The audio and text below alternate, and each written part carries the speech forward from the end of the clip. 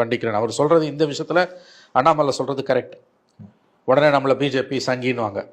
என்ன சொல்லுவாங்க, பேட்டி எடுக்கிறவங்களையும் சொல்லுவானுங்க, திமுக சொம்புகள், திமுக கொத்தடிமைகள், எப்பொருள் யார் யார் வாய் கேட்பணும் அப்பொருள் மெய்ப்பொருள் காண்பது அறிவு. இந்த விஷயத்துல இன்னைக்கு அண்ணாமலை சொல்லியிருக்கிறது கரெக்ட். எஃப்ஐஆர் டீட்டெயில் வெளியில வந்துடக்கூடாது. பாலியல் வழக்கு அரசு சொல்றேன் கேளுங்க. பாலியல் வழக்குகளை சம்பந்தப்பட்டவங்களுடைய பெயர் அடையாளம் வெளியில வரக்கூடாதுன்றது எந்த அளவு முக்கியமோ அதற்கு இணையா டீட்டெயில்ஸ் வரக்கூடாது. அது ரொம்ப கேவலமான டீட்டெயில்ஸாக அவங்க நேற்று வெளியிட்டிருக்காங்க. அந்த பெண் வந்து மாதாந்திர அந்த மாதவிடாய் காலத்தில் இருந்ததாகவும், ஆகவே நார்மலான செக்ஷுவல் ரிலேஷன்ஷிப் இல்லாமல் ஓரல் செக்ஸ் பண்ணாங்கன்னும் அதில் சொல்லியிருக்காங்க. இதை தமிழில் டிரான்ஸ்லேட் பண்ணி சொல்கிறது கூட நமக்கு அசிங்கமாக இருக்குது, வாய் கூசுது. இந்த டீட்டெயிலை போலீஸ் எப்படிங்க இந்த எஃப்ஐஆர், இதுவே தப்புங்க, இது ரொம்ப தப்புங்க. காவல்துறை செய்து மிகவும் தவறு.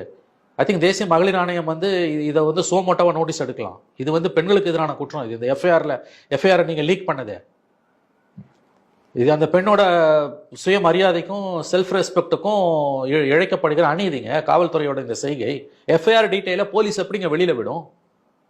அந்த பெண் வந்து மாதாந்திர இதில் இருந்திருக்காங்க, மென்ஸ்ட்ரல் பீரியட்ல இருந்திருக்காங்க, மென்சஸ் பீரியட்ல அந்த லேடி இருந்திருக்காங்க, அதனால நார்மல் செக்ஸ் பண்ண முடியாதுன்னு ஓரல் செக்ஸ் பண்றாங்கன்ற டீட்டெயில் இருக்கு அதுல எஃப்ஐஆர்ல, இல்லையா? பாத்தீங்க இல்லையா? நான் சொல்றது உண்மையா இல்ல, இது எப்படி அவங்க வெளியில? இல்ல, நான் சொல்ற இந்த பாயிண்ட் கரெக்ட் தானே, ஃபேக்சுவலி கரெக்ட் தானே? எப்படி இந்த எஃப்ஐஆரை வந்து போலீஸ் லீக் பண்ண முடியும்? எப்படி சார் லீக் பண்ண முடியும்? இது அந்த பெண்ணை வந்து இன்னும் இழிவுபடுத்துறது சார். இதெல்லாம் ட்ரையல்ல வர வேண்டிய விஷயம். ட்ரையலை வந்து மீடியா கவர் பண்ண முடியாது, எஃப்ஐஆர் டீட்டெயில கவர் பண்ணவே முடியாது. நீங்க ஜட்ஜ்மெண்ட்டுக்கு பிறகு வேணா நீ எடுக்கலாம்.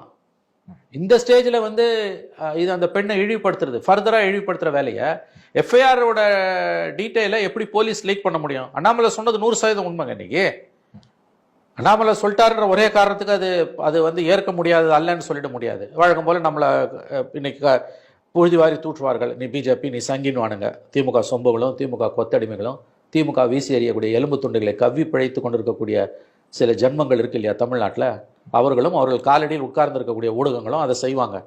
ஃபேக்ட் என்னங்க, எஃப்ஐஆர் டீட்டெயில்ஸ் எப்படிங்க வெளியில வந்தது? இதற்கு காவல்துறை தானே முழு பொறுப்பு. அண்ணாமலை சொல்றது 100% கரெக்ட். ஏற்கனவே பாதிக்கப்பட்ட பெண்ணை இன்னும் அதிகமா காவல்துறை இழிவுபடுத்துது, ஒரு மன உளைச்சலுக்கு உள்ளாக்குது. இது எனக்கு பொறுத்த வரைக்கும் தேசிய மகளிர் ஆணையம் தலையிட வேண்டிய விஷயம்.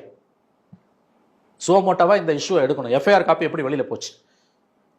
என்னங்க நியாயம் இதெல்லாம்? யார் கண்ட்ரோல் இருக்கு? கவர்மெண்ட். இதுல முதலமைச்சர் தான் காவல்துறைக்கும் தலைவர்.